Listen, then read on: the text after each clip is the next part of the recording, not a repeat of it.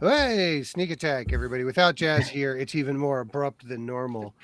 Hey, gang, welcome to what is going to be more than likely a grab bag episode of your live stream from the Gimme the Loot podcast, the Dungeons and Dragons 5th edition actual play podcast. It's really having a minute right now. It's really having a week. Joining me tonight for what was originally going to be a fight night with the hey, there he is. Hey, there we go. I can it's for real now. Paul, what was originally going to be a fight night with the crew from D&D minus, Oh, but they got a gig, and now instead, because he was such a champ to pivot at the last minute and agree to jump on for a guest quest, Paul from Scallion Gaming and Digital Studios, formerly that's Scullion, not Scallion. Scullion. Well, I've got a cold. I said Scullion. I don't know what you heard, but I Oh, said I heard Scullion. Scallion, man. It's that Austin twang you got going there, It's bud. well, it's 9 pounds of mucus in a 20-pound head is what the problem is. But I'm sorry, you're absolutely right. I don't ever say things wrong, right, guys? Scullion Gaming and Digital Studios was kind enough to join us at the last minute for a quick guest quest, where we're going to talk about his gaming background, past projects, current projects, and a one shot that Jazz ruined through his drunken antics. And Whoa. I just to clear the air right away, it wasn't his drunken stupor. Paul, we appreciate you defending Jazz, but we have a rule. We have a rule on this stream. If you don't show up, you are free game. So Jazz wasn't able to make it because he's on a work trip, which means the story that we weave tonight of Jazz rage flipping a table and throwing a D20 at a webcam is canon, both in this reality and in the Gimme the Loot podcast. I guess agree to disagree, just because I mean he does come from mile neck of the woods out in Oak Cliff, so I gotta support my boy. Hey, No worries, man. No worries. So, yeah, you know what they say, bros before hoes, man.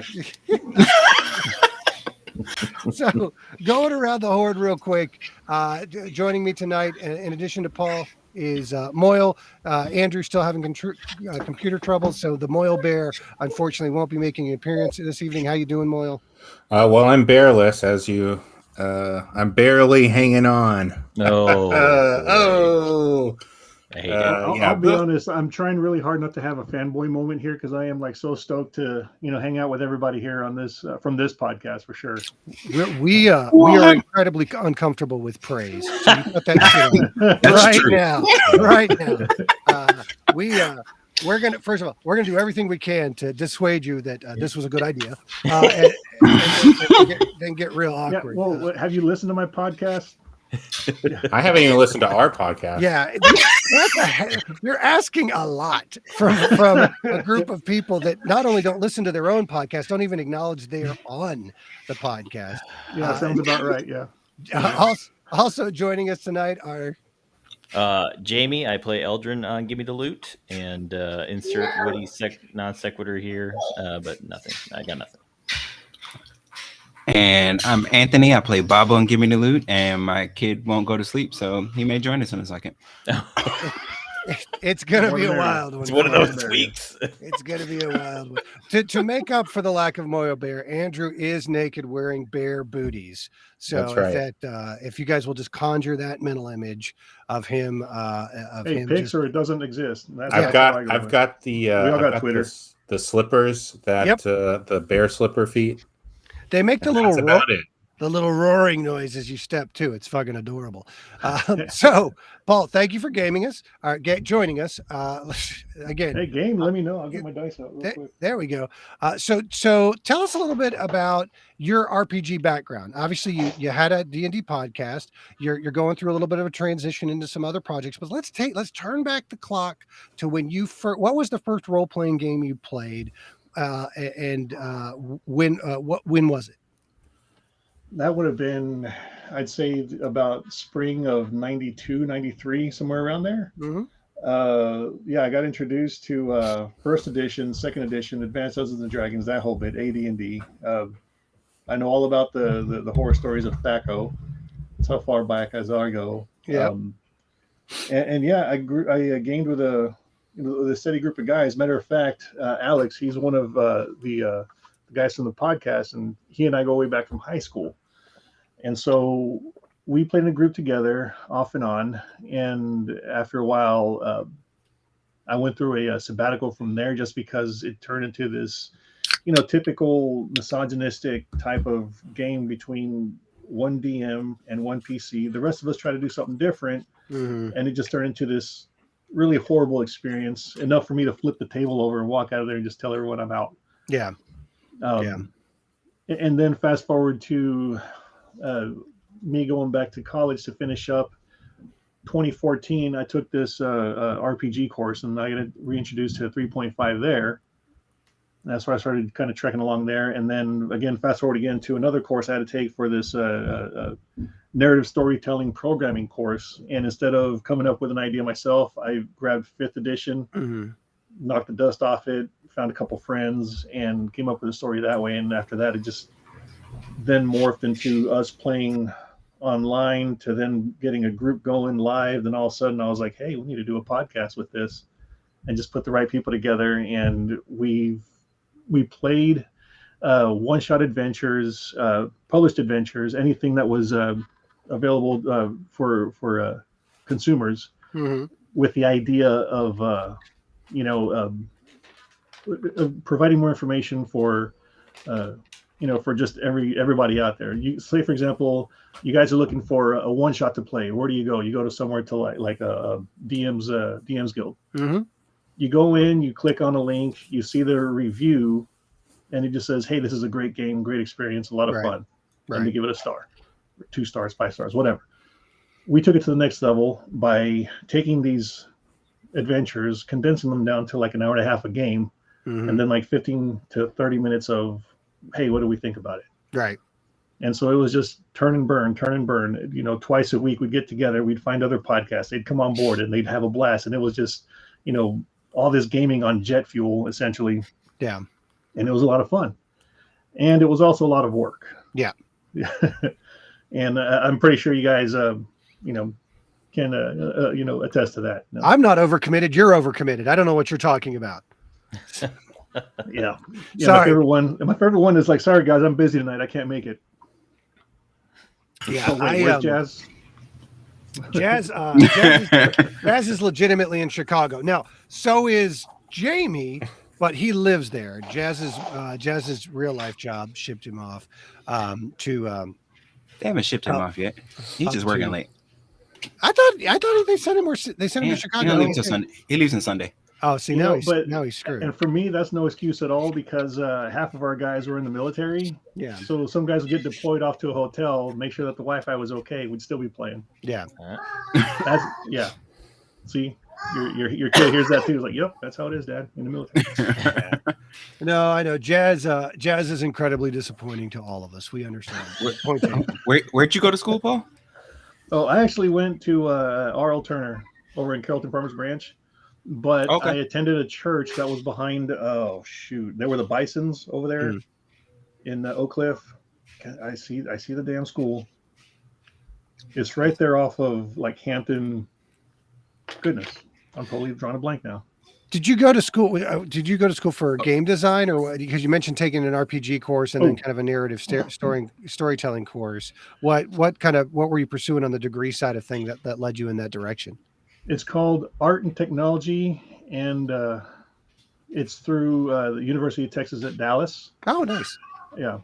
And so Art and Technology and Emerging Communications, and everything that has to do with game design, or having an online presence, social media, like all of that. Sunset. Everything. And it's been one hell of a ride, going through that whole experience. Originally I was I was going for level design for video games, and that just kind of morphed into video editing, audio editing, podcasts, just anything and everything, graphic design, all that fun stuff. Yeah, obviously editing a podcast is the boulder that keeps rolling back down the hill on you, right? But with there's just so many other elements that can get into it that, you know, where you go, okay, well, now I'm also having to learn how to do, you know, kind of commando graphic design, commando marketing, going commando, then commando Going social right now. media. Yeah, exactly. Andrew, Winnie the Pooh's it most streams. Does that speed up editing when you have no britches on? Is that... Not really. It does keep me awake though, because the chair friction, like if I start to nod off or lean back, the chair Just kinda friction will scoot. just Yeah, will got just it. scoot. Yeah, it's no good. It's The no noise, good. the noise of your ass peeling off the leather of the chair Yeah, wakes exactly. you back up. Yeah. Well, it's a Herman Miller chair, so it's got a fabric seat. No, I don't have a Herman Miller chair. That was my previous work chair from when I worked from home. I had to give that one back. So Wait, somebody else... you got to take those from the office? Is it the same place I'm thinking of? No, it's not the place that you're thinking of, and I'm sure they didn't let you take the chairs from It's there. just probably But an empty office. the interior design firm I worked for 3 years. Oh yeah, I was like, I'm taking this son of a bitch home, because COVID. But I work for a different company now, and had to give that chair back. And that there is a Herman Miller, and the price people pay for those chairs. There's no bigger racket or scheme than that particular industry. But so cool, man. So you through the auspices of your education, you get the podcast together, you get the crew kind of rolling. And recently you decided to make a change. Was it just kind of burnout, or kind of deciding to focus your hours in another direction? What kind of spurred the transition to where you're at right now? Yes, is the quick answer. Yeah, but yeah. not looking to stir up any drama if there's none whatsoever. No, I mean, really, what it is, I mean, I have a good group of guys. You know, we still keep in touch. We still try to play whenever we can get together. Yeah. But yeah, no, the thing is that we got so into the podcast, and we've gotten so many referrals and contacts, and so many people who don't just play D&D, you know, they play Edge of the Empire, so it's a beautiful, game system. I personally love it. I have a personal, love for it. Pathfinder. Let me see, Kelsey Dion. She runs Arcane Library. She's about to launch Shadow Dark, which is taking 1st edition, 5th edition, shaking out all the major rules and just kind of creating the streamlined effect of this dungeon crawler of like no holds barred. Like if you're not careful, you're going to die types of things. Yeah. And it's fast, it's fun, it's scary. Everybody loves it that I've beta tested with it. And there's so many other games out there. We just evolved and grew outside of D&D, and our podcast was D&D and Big D. So we were just kind of, boxed in there too much, I think. And so we just wanted to expand and do some other things. Your podcast name doesn't have to have anything to do with your content. I don't know what you're talking about. You're absolutely right. In a lot of cases, it doesn't. But certainly it's tangential at best. But but unfortunately, we just fell into that rut of having to re-explain ourselves, over and over again. And then it just got to the point where people just started getting busy outside of the podcast, excuse me. And then, everything just kind of fell, through no fault of anybody. It all fell on my lap of doing the editing, doing the account on, on Twitter, and, keeping track and coordinating and all that stuff. And one day I just realized that, it just turned into a second job, and I lost that electricity, that spark that kind of kept me pushing forward, and again, no fault on anybody. And at one point it just turned into, this isn't a passion anymore. Yeah. But the trick was I had all of this, and I still have all of this audio content of some brilliant scenes and just these brilliant times with a bunch of beautiful people. But what can I do with all this stuff? So that actually carried on to this next project that I'm, spearheading myself. And that's taking all those sessions, those one-shot sessions, and then converting them into like a 10, 15-minute cartoon. Oh, nice. That's really cool, man. Again, through ATech, through my game design, I learned a lot about animation, and 2D animation with all this is where I'm going with it. That's really cool. Awesome. Yeah. So with Scullion Gaming and Digital Studios, you talk about the animation that you're focusing on. What are some of the other things that you said DM services? Are you looking to branch out and do a little pro DMing? Have you Yep. DM'd for pay before? Yes, I have. Yeah, Okay. I have. I mean, everything, and really for me, guys, it's the passion that I pursue a lot of Mhm. what I do. So I'm not really hurting for money, but also like the idea of like, hey, you get what you pay for, and just putting myself out there. So I tell everybody, you know what, everything's negotiable. It doesn't matter if it's $5, $50, $500, anything's negotiable in my eyes. Yeah. It's really about the passion that you have that you bring onto this concept. So yeah, pro DMing, editing, obviously, Mhm. both podcasts and video work.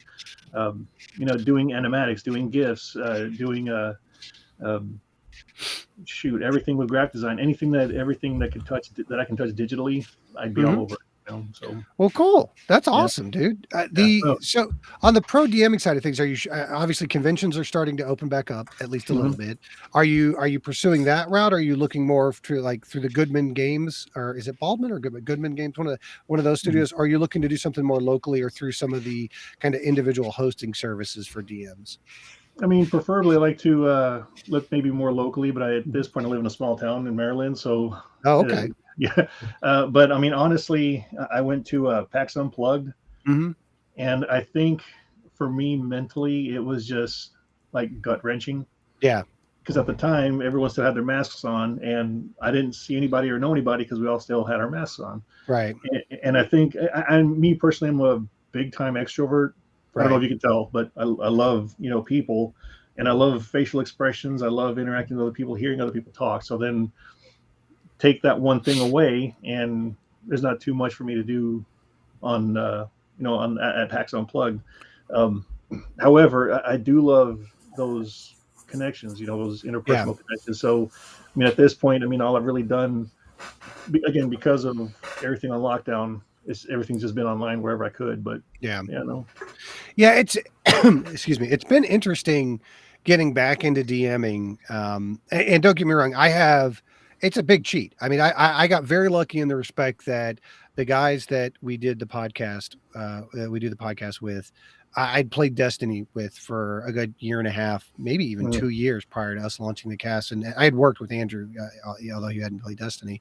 Andrew doesn't play video games that are that More than were two councils old. yeah, weren't I made think you're before being he was generous. born. Yeah, Yeah. yeah. And so again, there was already kind of that shorthand. There was already a little bit of the feel for the personal dynamics. Although it's been obviously I'm getting to know Jamie and Anthony and Jazz a lot better over the course of the last year and a half through kind of doing the content creation on the podcast side of things, going and doing the ATX gaming group that I do now, and just DMing for complete strangers is a whole nother dynamic and environment. Like I know the line where I can push with these guys, mm-hmm. and because there's Moyle way the hell on the other side of it. But the with strangers, yeah, it's more. The nice thing about the ATX gaming group that we're 4 or 5 sessions in at this point, so I'm starting to get a feel for kind of what the individual players like and what the dynamics are. One shots kind of as kind of like a quote unquote service provider, it's got to be there's a different type of performance there. There is a different type of Mm-hmm. extroversion there, and that's something that I think is challenging, and I think is worth doing, if anything, just to hone your DM skills for your home games or for your performative stuff. Because I mean that's one of the main reasons that I took it on was to go, okay, this is going to be real super fucking uncomfortable, and I'm not going to have a lot of the shorthand or the referential stuff that, I mean, none of them are going to let slip that they love biker boys. So but it's nice because again, I can play test. I can play test encounters and stuff for the podcast with these other, like, oh shit, I nearly killed all them. This is perfect for the guys.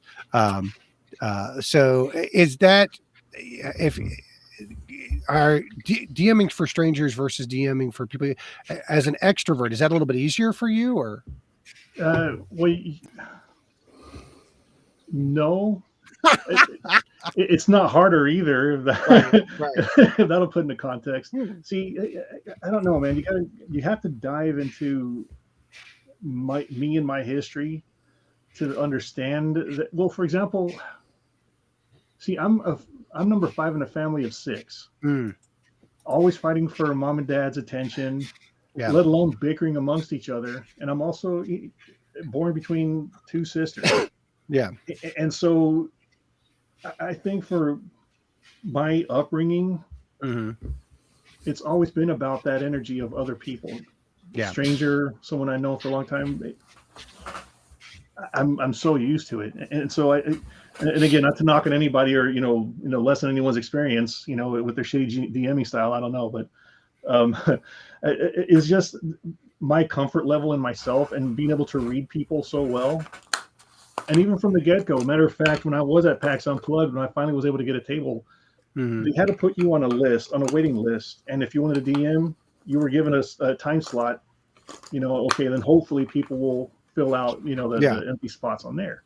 So I walk in and I go, well, I'm ready to DM now. And they said, well, the earliest you got is 3:30, and it was like 11 o'clock.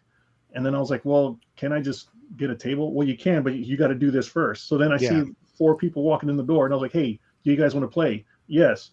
Okay. Do you want to fill this out, or can we go ahead and go right now? Do you have a team right now? Yeah, they're right here. All right, let's go. I mean, if the quicker I move, the faster pace I can get through everything, I'll do it, whatever it takes, just so I can have my fun and let everyone else have fun. So we get at the table, and immediately I'm thinking, okay, I know my comfort level. I don't know these people. What are your comfort levels? And I just start talking to, it was 6 random people. And I just pulled everyone together, got everyone set up. And again, but I think a lot of it just had to do with the fact that, hey, I've been raised in this huge family. I have cousins, second cousins, everybody visiting in. How do we get this game going? All right, freeze tag, you're it. And we just start running around as kids. And it was just taking that experience and just bring it onto the table. It just, again, I'm like a duck in water, man. I just go. And I'm a big believer in the kind of the standardized consent form that gets used with a lot of charity events and a lot of gaming groups. I think that's a really good idea for knowing where people's kind of on and off switches are. But there is, going beyond that to, okay, what's the content that they're going to engage with, especially with one shot or just session gaming, where you have such a small window. Absolutely. To that point. This one group that I brought that actually hired me on to be their DM, again, just a pro DM gig. We had 2 sessions. First session, one person missed out, and then the next session, another different person missed out, but that first person came back. And so I was trying to get the story, and I had this beautiful story, mapped out for them. But by the end of the second session, they had a great first session. Then the second session kind of floundered a little bit, just so I can play catch up with the character that wasn't there. But that was enough for them to say, you know what? No, we're gonna do our own thing now. I just kind of gave me the boot, and I'm like, well, didn't really give me a chance, but hey, you know what? It's cool. Sometimes that dynamic isn't there. Sometimes, and it takes a lot of risk for PCs to give, that trust to the DM. And not a knock on anybody, but sometimes, the chemistry isn't there. And it just really depends on, again, how you read the people and, how you can interpret those reactions back and forth. For example, as, back at, again, I'm using the PAX Unplugged example. At the time, it was right before Christmas. So I was like, wait a minute, I have a ton of Christmas one-shots that I've written myself. So then I ended up playing, DMing my game of Die Hard for everybody. And what originally would have been like a hour and a half, 2-hour game turned into like 3.5 hours. And the chemistry was just there, Yeah, man, it's one of those things where being a player, there's definitely, you have a little bit more leeway by how performative you want to be, right? Like you can be the I swing my sword guy, or the I leap forward, brandishing my sword as it glints into the sun and stab into the giblets of the goblin. You can be either end of the spectrum, and it'll generally be pretty well taken. There's definitely a different bar, and I don't say this because I DM. there's a different bar and a different expectation, I think, from DMs, especially now that a lot of people's reference for that is performative content. Just being that, okay, you swing your sword, you hit the guy, you do 12 points of damage, isn't bad DMing, but it doesn't always necessarily, it's not exactly what a lot of groups, especially coming into a public space, are expecting. So it is, you are putting yourself out there a little bit, and it is, it is a risky proposition to do. And I think that's one of the reasons why it intimidates some people. And again, the only way to do it is to get out there and do it and fail a few times and practice and get better and learn the lessons and go again. Our last episode talking about was really kind of about starting DMing. So I'd like to, so when you first, if you could go back in time and send early DMU one piece of advice, what would that piece of advice be? Whether it was, hey, buy this book first, or hey, don't use as many hobbits. Like what would be kind of your one big piece of advice that you would give early DMU? Shit, I mean, I'm a baller by nature, so I just say stay the course, man. That's all I gotta say. No, totally kidding. No, I mean, honestly, wow, it seems so long ago. But I think more than anything, I would just say trust yourself. Yeah, no, I think, yeah, because I think a lot of new DMs, and myself included, get caught up in all the little tiny details, and very quickly that can either go one or two ways. Yeah. Either I don't give a shit and we're going to have fun, this is a game, or holy cow, this is the story I'm going to tell them, by golly, you're going to stick to it, otherwise TPK. Yeah. Yeah, that's, that's one of the things that I think a lot of DMs struggle with when they're first starting out, just purely anecdotally, because it's one of the things that I struggled with a little bit, is the adversarial nature. And this is back in first edition, which first edition really was engineered to be adversarial from between the DM and the players. Yeah. But it's that mindset has evolved a lot more. And, so much so that, there is a much more significantly different perceived idea of what that role of the dungeon master is, from kind of guy who's trying to kill you to storyteller who's just setting the stage dressing for you guys to get yourselves killed. Oh, absolutely. Yeah. And the players all end up dead. I mean, that is ultimately everybody's out of their own stupidity. Absolutely. Yeah. What are you gonna do? What are you gonna do? You try and raise them right, and then they lick a window. Goodness. So speaking of jazz, let's talk about the one shot that he came in and did. Now, Jazz played it up that he, there were some audio issues, but as we probed him a little bit more, we found out that he'd been heavily drinking all day. And that, first of all, I want to apologize if he damaged any audio equipment or really set your, because I don't think it's a coincidence that you guys decided to pivot that shortly after he made an appearance. No, dude, no. See, okay, the decision to, first of all, prompt for rolling out the Rudy's Cup right there. Okay. Like, is that the breast cancer awareness Rudy's Cup? I was like, all right, this dude second base. I can. That's all I'm all about. Yeah, no, with man, holy shit. I'll be honest, having Jazz so he showed up for my third Christmas one shot, and every year, again for 3 years, I've been writing these one shots based on Christmas movies. So the first one was Die Hard, as I mentioned. The next year was Home Alone, and then the one that Jazz did. We just transitioned over, getting off of Zoom and using Discord, and there was like this Craig's recording thing that's supposed to work. I'm familiar with Craigbot. It's a nightmare, and I showed it. You guys. It was my first time using Craigbot, so I was like, okay, cool, record, and it was this brilliant episode of Elf. Yeah. And so it wasn't until like half after we got back from we always have a beer break in the middle of our sessions. Yeah. You got to have a beer break, just get more beer. And we came back from that, and I realized, wait a minute, click, now recording. No, everybody, oh my goodness, I was so pissed. Because Yeah. apparently somewhere in there, I forgot to double check it, and it didn't record the first 2 hours of it. It was Sucks. We did the previous podcast I was on before Gimme the Loot, which was another one that kind of collapsed under its own weight. That made me go, okay, if I'm gonna spend some time in this, I want to make sure that never happens again. So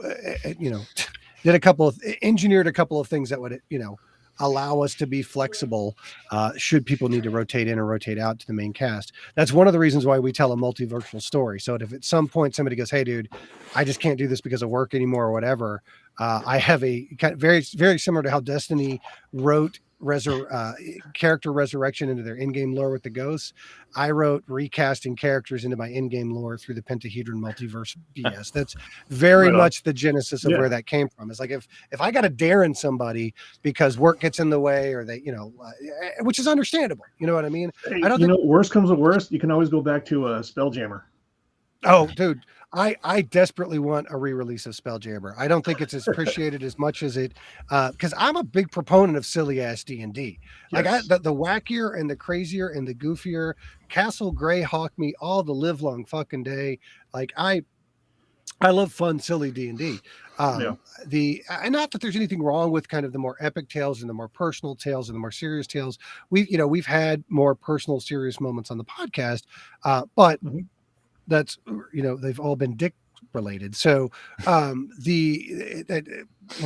mashes down a little bit of the gravitas, but that's not my default setting. You know what I mean? That's not where my passion is. And Spelljammer is just so beautifully goofy that given and in fact the next episode that we're going to be working on, which is the join the party session, has a Spelljammer tie-in to it. Like it is very explicitly got a Spelljammer hook to it, and I really do hope that they kind of bring it back in 5e, just because it is goofy D&D. It's like D&D in space. The boats can fly, and I would play a Spelljammer game 5 times faster than I would play a rebooted Dark Sun, because Dark Sun was cool, and it had its cool elements to it, but it literally sucked the life out of the game, Well, after we disbanded the group, we started playing Star Wars for a little bit, and then we shifted over to Spelljammer, and this was around Halloween time. And originally the way I sold it to all the guys was like, hey, we're gonna play we're gonna play Curse of Strahd. Oh hell yeah, Curse of Strahd, never played before. Cool. Everybody wanted to jump on board. Well, then within the first encounter, Strahd shows up, and is about to perform a TPK on everybody. Then all of a sudden, like the other adventuring party comes over to take him out. And he's like, well, I'm tired of you guys. So he just opens up a portal, throws my whole party through the portal, and they end up on this belt planet trying to get off. And they were like, wait a minute, what? You're in Spelljammer now. They were pissed. Spelljammer is, I mean, like I said, it really let you do Star Trek with D&D in space. It had militaristic space hippos. Oh yeah, no, I mean, come on. There's so much to fucking love about it. When they finally got off planet, they were about to crash on another planet, and what they discovered is that it was infested with a bunch of Zerglings. Oh god, yeah. Which from StarCraft. The Geo, like there is a Zergling-esque character in the guy's name is, again, after doing all of these one shots, I have all this knowledge of encounter tables and all this other crud. Tim Gonzalez, I think it's a pirate. Oh shoot, I should know this. Anyway, he comes up with his own content, and he actually has Zerglings, Hydralisks, like all the StarCraft, everything you could possibly have, like Protoss in there too. Yeah, so you don't even have to do any of the footwork. There's chances are you're going to find what you're looking for out there already. So yeah, it's. I'm trying to remember what they're the ones that rode around on the Umber Hulks. Which also will using Umber Hulks to ride around on as Umber. Umber makes an appearance in our podcast in the next couple episodes. Nice. As I finally figured out how to do fantasy Uber. It's Umber. So you pivot away from the podcast. You've moved into kind of a broader a range of content creation. Mhm. Is you're mainly going to distribute through YouTube now, or what are the channels that you're looking to distribute out through? I mean, as of right now, yeah, the cartoons will definitely be available on YouTube. Cool. And Cool. I know eventually I do want to try my own Twitch, but I guess the struggle I'm having now is what content do I want to put out there. Yeah. That's we honestly started streaming so that I could have a week to publish content that I didn't have to edit as heavily. That was my motivation for streaming. Yeah, But good motivation. Yeah. it's turned into so much more, you know what I mean, as we've engaged more with the community and have met some really cool people, you know what I mean. So what the hell am I doing here? Dude, don't start. We don't. We're worse at giving compliments than we are at taking compliments. So don't start. Me especially. I mean, while there are certainly asshats in every community, we've been very lucky to get to team up and do some stuff with some really, really, really cool people.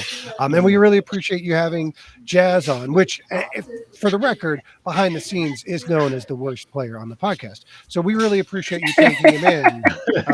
And shepherding him along. No. Matter of fact, one of the things that evolved from that is we actually started our own whiskey night now. Yeah, there you go. Yeah. There you go. And apparently, he tried to keep up with Alex. Alex is he retired from the Navy 2 years ago, I think. Yeah. And Alex was just like, no, yeah, he was like, okay, I'm going to go ahead and get off because he saw that Jazz was starting to. Yeah. But I'm not one to God heard that from me. Don't play darts against somebody with a British accent, and don't try and outdrink a sailor. Are two rules that I live by. Never go up against a Sicilian when death is on the line. Exactly. Never date a woman with a state in her name. And what was the Teen Wolf line? It's like, never play pool against somebody with a state in their name. God, I don't know. Now I got to go watch Teen Wolf. Thanks, Jazz. No, man, it's we absolutely. It's cool that you're going that direction. We absolutely need to have a few bigger conversations down the road about potential collaboration, because I would love to engage your services to animate some of the antics of the Party of Five. I think there's some cool stuff that we can partner up with you guys on for sure. Man, I can already see the animation for the turd mushroom guys, man. I'm like, holy shit, guys. Those guys, that is probably the darkest moment in our podcast. That's the darkest moment. Like that's like Todd advocated the relocation and ultimately probably decimation of an indigenous people. Sure, they were squatting in their magical Winnebago. Indigenous my ass, dude. They were freeloaders, man. Literally. Yes. Baba had a destiny to manifest, and we were damned if we weren't going to make sure that didn't happen. Baba just wanted y'all to make a decision. He didn't care which one it was.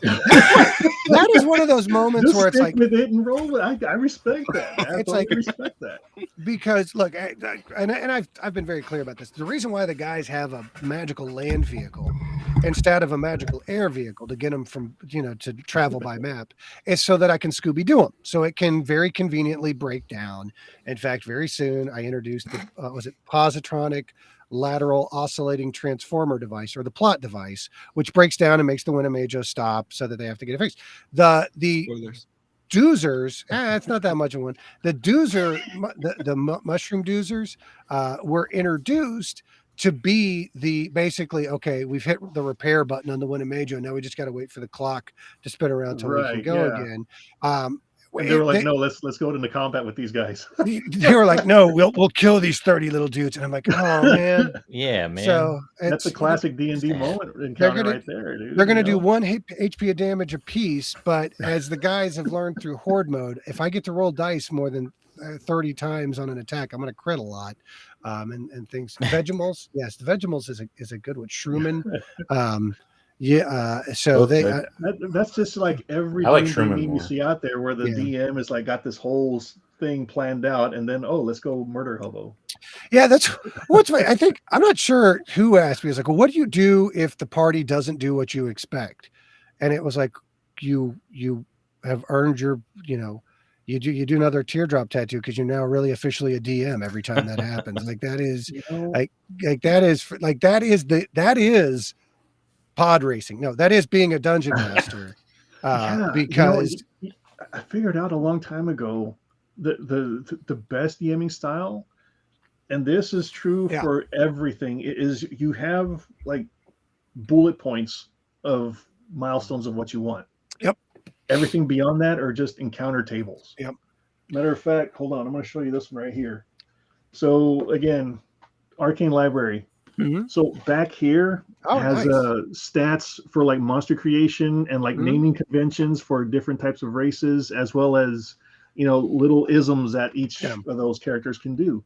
So again, I just sit there and I roll, and I'm like, okay. And everyone's like, how do you know all this stuff? Or where do you come up with this stuff? I mean, like, again, this is what happens for doing so many different one shots, is like, now I have all this information, this data of just, okay, let's let the dice roll and see what happens. And so the beauty part about that is that keeps you away from railroading too much, but it also gives everybody that free range of like, let's see what happens, man. Yeah, the Swamp Boy Summer, which is what we're calling Moyle's arc, it was very much like what I curated some encounter tables based off of the survival role mechanic that we were doing, because I don't do a whole lot of random tables. Mm-hmm. I do a lot of outlines, and then I will do I do encounters that I know are going to wear the guys down or evaporate their resources to put them in a more threatened position for the bigger fight down the road. So that's, and so I will stagger encounter difficulties, but yeah, exact agree on, do the outline, know that, okay, here's the 3 places they're going to end up, how they get to those 3 places. Let's see how we do. Let's see how we go. It's up to them. Yeah, exactly. Which is one of the things that's been interesting as a challenge for doing the ATX gaming group.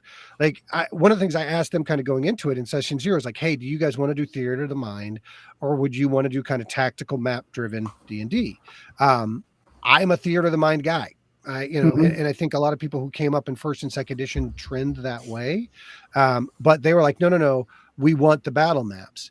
And it's very much 5e has so many, and really D&D since 3.5 has got so many positional mechanics built into it that if you take that piece of it out, you do legitimately take away some from a lot of character classes. They lose a little piece of it in a lot of players' perceptions. You can still DM it out, but whatever. So I'm playing that way really for the first time in 5th edition with this group of strangers, and it does have a little bit of a downward effect on what it makes me feel more locked into what can happen next. Like, okay, on the map, when you open that door, there's a room with 3 tables. I can't morph that room into something else because it makes it feel a little bit more concrete in a way that I prefer to have a little bit more leeway with, so I can kind of flow with the players a little bit more typically during a session. We have been using battle maps a little bit more during the podcast, but again, that's more as a visual cue card than hey, this is literally what you're seeing. All right. Because if I don't, I'm going to go from the tavern, the Duckies Bar and Grill, from having 5 tables to 7 tables, back down to 6, up to 10, and Anthony's going to call me on my shit about the cone of a fear area of effect or a thunderclap, and be right. By all means, be right, but it will. It's just one of the things that's been kind of me learning to compensate or adjust to that with their needs, to Anthony and Jazz getting a little bit more used to the not focusing in on that, not asking ranges and stuff like that with the podcast a little bit, because podcast D&D is different than regular D&D or the way we play it. It is. It doesn't have to be, but the way that we do it is. So guys, let's throw it over to questions from the panel and because we're kind of coming up on time, and from the chat. Jamie, did you have any questions for our guest? Sure. So when you're doing like a DMing gig, and you're trying to set up the session, like, since it's such a quicker experience, like, how do you get the players to buy in a much more rapid pace? And if you were to have a true like session 0 and kind of spend more time building what everyone wants to do, like, how do you approach that? You mean like with my friends or just with people that are complete strangers that you might not know? Oh, so if I'm understanding the question, you're wondering, how do I get them on board to role play together. Mm-hmm. Better backstories. I thought he was going to pull a joint out of that. For I mean, this right here is the answer. Yeah, so anyway, with these cards, they have the most random elements. Runaway, and then it has like a number, Mhm. and also there's another one, famous. Divvy them out, and then all of a sudden everyone has their own backgrounds right away. Yeah. Cool. They love the randomness of it, and amongst themselves in that short amount of time they figure out, oh, so I have this omen that my village burned down. Oh yeah, well my village burned down. Well, everywhere I go I seem to burn down villages. I don't know why. And all of a sudden they just create their own stories right then and there. Cuts down the time, cuts down the session 0. 5 minutes later we're all rolling first encounters, man. That's awesome, man. That's yeah, awesome. yeah. Again, all this is just people, wanting me to talk about their products, or want me to test their products, and I'm like, I kind of like this. I'm going to stick with this for a little bit, Well, now that you're out of the podcast game, you know where to send those people. We will shill for anyone. Please let us whore for you. Anthony, any questions for the guest? Yeah. So you said like the kind of your new direction is kind of this animation thing, as well as other services is like professional DMing. But like, is there anything else that like Scullion game design is more about? Like, or is it just strictly the animation scene? Yeah, no, Scullion games. And digital studios, anything we can assist with. I think that collectively, because what I would also love to do is help with consultations for new podcasts. Mm-hmm. I think in my not short, but it was 3 years that I did this for, and even before then, I'd listened to like Adventure Zone, and I try to listen to Critical Role, but obviously I don't have 3.5 hours of dedication per episode. But, Right. So I love the new Legends of Vox Machina because it just brings it down to a shortened time. But anyway, what I discovered fairly quickly is that there needs to be a standard for like the bare minimum of what kind of podcast or streaming, whatever that you have, that you need to have collectively. And yeah, that's part of one of the things that I also love to do is help with consultations on that regard too. Cool. Yeah. Oh shoot! Before I forget too, I'm also piecing together. I can't believe I almost forgot about this. Hanging out with you guys, man, it made me forget. Is that I'm actually putting together a Twitch stream for a one shot, and what I'm going to do is raise money for helping out everybody over in Ukraine and everything. And nice.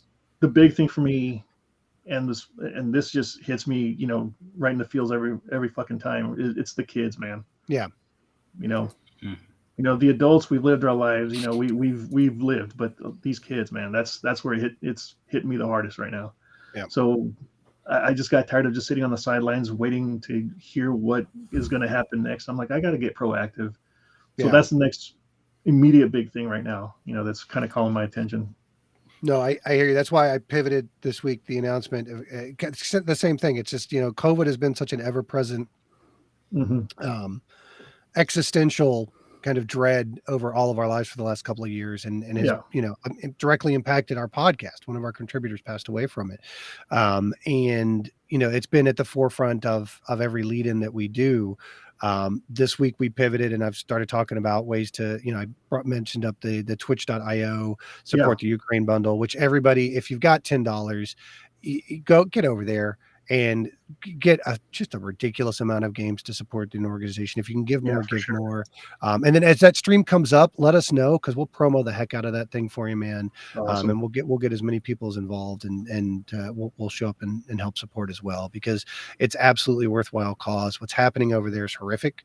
It is the logical extension of what happens when you let autocrats and oligarchs have their free reign, and but for the grace of a very few people that suddenly developed conscience at the last minute on January 6th would go we. So we have to pay attention to it. We have to be involved with it. And that's something that you're going to hear, as despite COVID not being over, despite COVID coming back, as masks come off, some of our pre-lead-ins will be dealing with that, and then some other issues that are kind of going on very prevalently in the country right now. So big props for that, man. We absolutely appreciate you doing that, and we'll want to support that as much as possible. Andrew, any questions? Yeah, since you're doing these one shots, they're being such short sessions. Mm-hmm. Do you make the PCs, or do you spend time and sit down with your players to get the builds made? I would assume for the ones you've done for the movies, those were a lot easier to get done yourself coming in. No, none of it. The PCs are in charge of their characters. They're in charge of their own backstories. And part of the fun was everyone stepping forward and talking about their character and their background and everything. Within, we usually use the first 5-10 minutes talking and introducing characters, and talking to the other podcasts, and we just have these set rules, of okay, you can, these are the rules that you use to build your character. It's like the standard array, ability scores. It was maxing out hit points. Just all these rules that we had in place, and everybody was on board with it. And so it's kind of funny in those instances where you have an all tiefling cast or an all fighter class, everyone's just coming in, everyone's like, holy, and it just turns into comedy gold from there. And the point that I would have with, and we tell everybody this, it's not the goal here is to make the adventure the main character.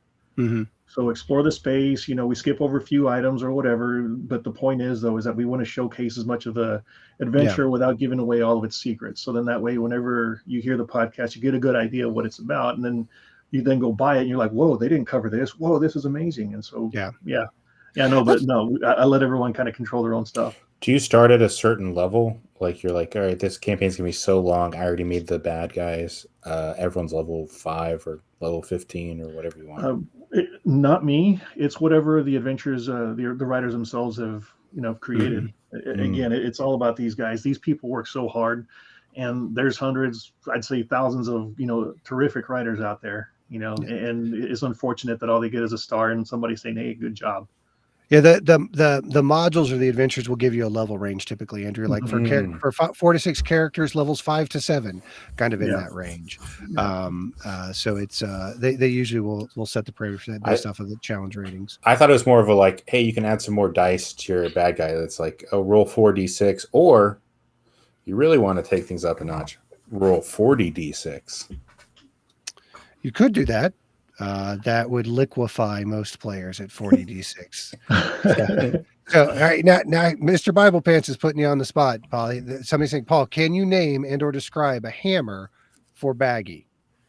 For anybody who's not familiar with, super familiar with the podcast, or is not in our patron Discord, the Baggy recently leveled up. Baggy is the possibly magically sentient or possibly figment of Andrew's imagination bag of hammers that now can produce random hammers for Moyle once a day. And as one of our Patreon benefits, our patrons get to invent hammers for the bag of hammers, which will then get tweaked and or go in there.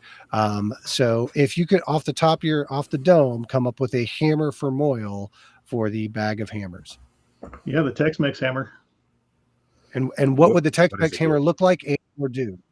It would be rusty because it's had a lot of use. It's almost down to the nub. But the thing is that it can repair everything from here to your mom's house with only a 6-pack of beer. So when doused in alcohol, this hammer can cast the mending cantrip at will. There we go. That one's going in the bag. But it's more of a level 20 spell. That's what I'm talking about. Well, that's dangerous. You can't give Andrew that much leeway. So you got boundaries, man. Unfettered power. I'm already willing to stand in front of a ship. Yeah. But I guess with unwavering confidence. I guess that's how it is over in Big D. We just do everything bigger That's how we get chode copters, Paul. Do you want more chode copters? That's how we get chode copters. So, all right, gang. Does anybody else have a question for the guest before we wrap her up for the night? And then wait for the delay. You could totally give it to him. Just don't tell him that he has it. He won't read his character sheet. That is correct. My guys are not great about it. So the way that the Bag of Hammers works, guys, all the hammers that are created by the Patreon patrons, as well as the extensive list that Andrew has created, to his credit, he's worked really hard on the Bag of Hammers. I really hammered them out. Oh boy. Oh, no, I would like to give him a hard time for that, but I have dad joked my way through a few hammers in contributing to that as well. So a lot of them give him advantage on certain types of ability checks. They will go into the hammer table, very similar to the robe of bread for anybody who's familiar with D&D minus. And then we will once a day, Andrew will pull from the hammers, and that will be the magical hammer he has for that day to whatever random effect. That's not the only item he's getting as a result of his arc. You guys saw the head of a magical hammer that we'll be exploring in our first chronological episode. We've actually recorded 2 episodes of the new arc already, but not the first chronological episode of that because of reasons that we'll get into when we get into. And then Jamie gets it. Because I know some of you in the Discord were talking about, let's give Jamie some Hawkeye arrows. Jamie's getting a pretty badass magic bow that I think you all will be delighted with. And that will be making its debut soon. So pretty much everybody will have their legacy weapon except for Jazz, which is appropriate because he can't show up for a stream and tells people that he's in Chicago when he's not really in Chicago for a guest that he has a relationship with. No, so I thought, Jazz, didn't he say he was going to go see Chicago? You're right. Yeah. You're right. You're absolutely right. He is a fucking huge Renee Zellweger stan. It is unbelievable. He has seen Bridget Jones's diary, like all of them, multiple times. It is. He will quote that. She has more than one diary. Like you would not believe. I don't know. Those other 2 that Jazz talks about may just be his fanfic. I don't know. The third's his favorite. Most people, not so much. That's you, Andrew. That's you. All You're right. the one. I was trying to inject it. I'm sorry. You own your own weird. Like I only like the bad sequels, and I haven't seen the originals. That's your. That's right.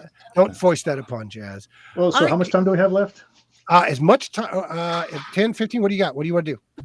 Okay, actually, I want to ask where did all of you fine gentlemen, all y'all start with your D&D history? Let's Andrew, you start first. I had 2 or 3 sessions from 2 different campaigns. The first one, I remember I was not wanted at all by one of the people because she didn't want anyone new coming into the group. She was like, finally, you could tell she was like, finally, we have enough people. The session started. And then I come in and I was like, oh, I've always wanted to do this. Can I come? And the person was like really nice and was like, yeah, of course, come on.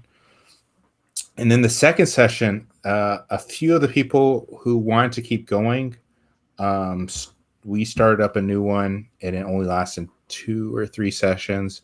Everyone was great, but everyone's timeline in real life fell apart and it just could not continue on.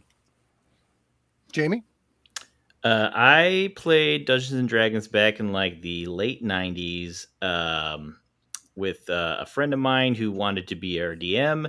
And I honestly don't even know if we used the real rules at the time because of how loosey-goosey he was with everything. It was very much rule of cool kind of DM. And so that was my first experience. We only played like, I don't know, a couple months before he got tired of dealing with me and my friends. Anthony? I got started around middle school. I guess late 90s, playing with my brother, who's been playing since forever, and just kind of introduced me to the game. And he's just a natural storyteller, and so we were kind of sitting there doing nothing. He's like, hey, we're going to play a game. This is what we're going to do. So ever since that, and to this day, still playing D&D with my brother. We're playing tomorrow. Yeah, and I got Right the pleasure of GMing for Anthony's brother just last night we're doing a spinoff podcast called Gimme the System that will have more details out soon. And Yes. Anthony's brother was generous enough to join the cast and start to contribute to it for it. So I got to play with with Anthony 1.0. I got to play with Wendell doing Kids on Bikes, which is man, Kids on Bike. There's a lot of indie games out there. A lot of them come in kind of little tiny booklets that you don't think there's a whole lot to them. Kids on Bikes is such a great system, man. And we did the kind of deep character run through last night where everybody kind of answers questions about each other's characters, and very similar to the backstory cards, was just really a great way to get a group together and to flesh out some internal lore. And the man, Wendell did such a great job at it. Aaliyah, I've been on 3 episodes with her. I still can't say her name right. It's not just your name, it's all names. I have a problem. I probably should get my brain scanned. So I am in love with that system because it also does something that it manages to do the sliding scale, to codify and put rules to the sliding scale success on a D20 system, which you typically only see in like the storyteller series and dice pools. So we'll have more details on that for you guys. But yeah, I'm actually curious to get my hands on Kids on Bikes. I really want to try that one out. Dude, nothing but positive stuff to say about it. It does lean itself towards horror and sci-fi gaming. So if that's not your cup of tea, obviously it may not be the best, but they do have teens in space and kids on brooms as well. That's right. Yeah, which are kind of their sci-fi and Harry Potter kind of ports of it. But we're playing the OG Kids on Bikes. So we've tried to do horror on my podcast, but every time somebody fucks it up, and we always just laugh through the whole thing every fucking time, dude. It's great stuff.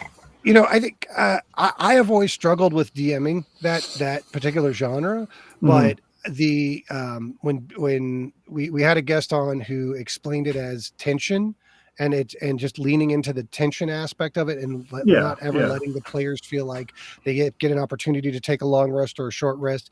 That has kind of been the handhold for me to go, okay, I think if you run it as an endurance encounter and just even if you're not great at going ooh spooky, you can create that tension on players by boiling down their resources. And you want to see Jazz panic, get him down to 1 spell slot with Fate.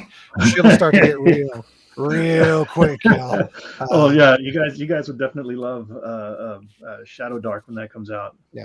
It's a hell of a system for sure. There's no dark vision whatsoever.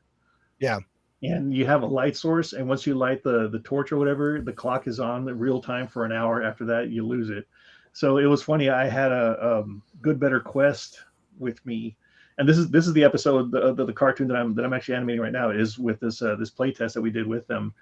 And within the first, they all end up in the cave, and in the beginning you have the option of like buying all of your equipment. And the thing is, like, you guys ever play Metal Gear or what's the other one, Resident Evil, where you have like a box of equipment, then anything outside of that you can't take. Same concept. And so you really have to be resource savvy and everything. So the one guy who brought the one torch lights it and throws it down this deep dark tunnel in the ground, and it just kept falling forever. And after that, there were in utter darkness the rest of the time. That's another reason I don't play horror with these guys. It's like, well, it's 5 minutes and you're dead. What are we going to do for the rest of the episode? I've told my story a couple of times, but to answer your question, I've literally been playing D&D for as long as I can read. I would sneak into my older brother's room and steal his Dragon magazines to read the comics in the back. Are you sure it was Dragon magazine, dude? Dude, that's the joke. Is if he'd had Playboys in there, my life would have been a lot cooler than the one that I had. No, it was Dragon Mirth, and although Phil and Trixie did have a running gag about going over the rules for sex in D&D. So maybe that's why I'm so into cartoon characters. No, I'm sorry. I don't know what you're talking. Hentai what? I don't tentacles. Why are there so many tentacles in our podcast? This is taking a bad turn. We're talking about Bad Bunny on Tiny Toons when she wears spandex. Shit, dude. But what else, gang? Did you have anything else you wanted to cover, Paul? I had a whole list in my question. We just started talking about tentacles, man. I don't know. Mission accomplished then. Yeah. Well, cool, gang. We're gonna wrap it up then here. Thank you, Paul, so much for joining us. We absolutely appreciate you. Really, dude, being a trooper and coming in at the absolute last minute and jumping on to very much off the cuff freestyle a guest quest for us. We appreciate it. We're always supportive of other podcasts, especially ones that have Texas roots, and especially ones that let Jazz on, and we're willing to sign the non-disclosure agreement about his actions on camera and destroy the footage. Which never happened, Jazz. Jazz is the best, man. He was great. Legally obligated to say that, and we appreciate you doing that. So you won't be hearing from our lawyers. So, gang, thanks everybody. We will get all of the Scallion's gaming infos link up in the Discord for our patrons. Scullion. I swear to God, that's what I said. I said Scullion. I don't know if you. Okay, well, just real quick. Here's the backstory on that. There was an ongoing gag where a bunch of us, well, myself included, obviously, I'm Mexican. We speak Spanish. And so one of the things that we say when we call each other out, we'll say like, "Oh, pinche Alex, pinche Paul, pinche Jake," pinche Spanish. Mm-hmm. And so it's just I worked in construction in Texas. I am very familiar with it. Right. So then originally I was going to call it pinche gaming. But then I was thinking, okay, wait a minute, let me take a step back. My mom might be seeing this, so yeah. I was like, okay, so I think I took it back and I was just like looking up. I actually Googled what pinche would be in English, and come to find out, it's the word is derived from a cook, or no, it's a kitchen staff who isn't a cook. So the pot washers, the plate scrubbers, like all these guys that do the change out the garbage or whatever, those are the scullions. I was like, yeah, okay, so I want to start doing more of like everything else, incorporating it all together. So instead of pinche gaming, it's now Scullion Gaming.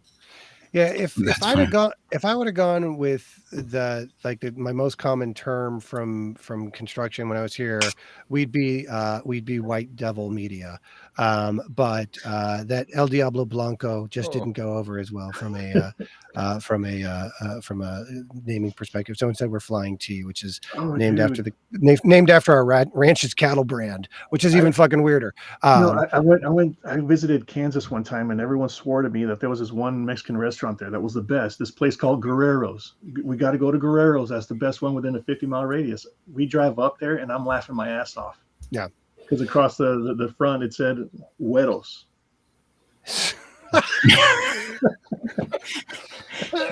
There is no, but that is our closer right there. So, all right, gang. On that note, we're gonna do our final question because we almost scooched out before I asked the final question.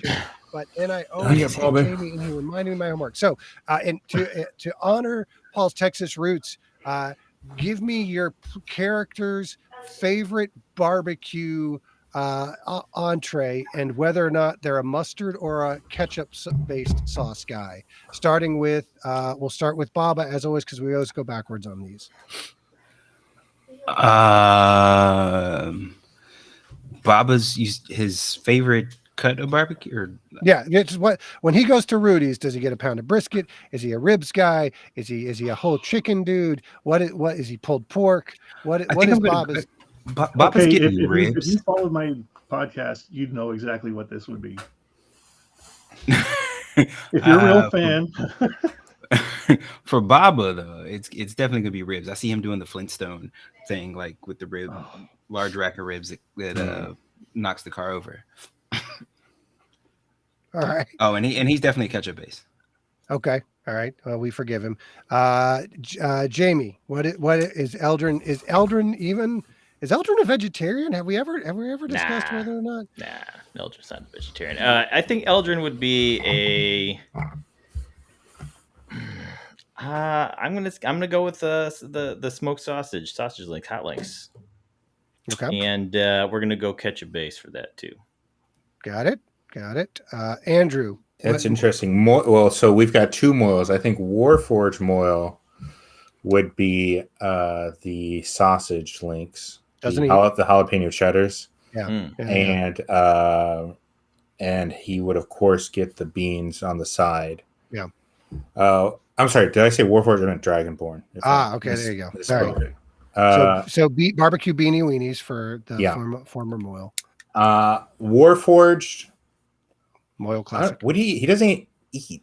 So, no, he doesn't eat. So what barbecue does Warforged Moyle buy and longingly stare at? He gets that really shitty salad that's in the fridge with the banana pudding.